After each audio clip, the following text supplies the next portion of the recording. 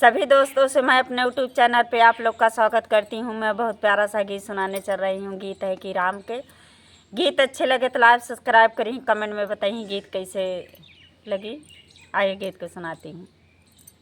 हमें भोरई में राम नाम पढ़ावई पिया, हम भोरई में राम नाम पढ़ावई पिया।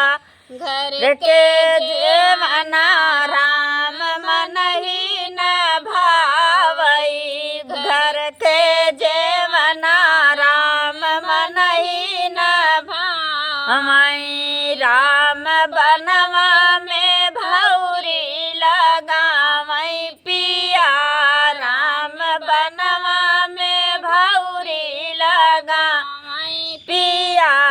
हम भोरई में राम नाम पढ़ावई पिया, हम भोरई में राम नाम पढ़ावई पिया। घर के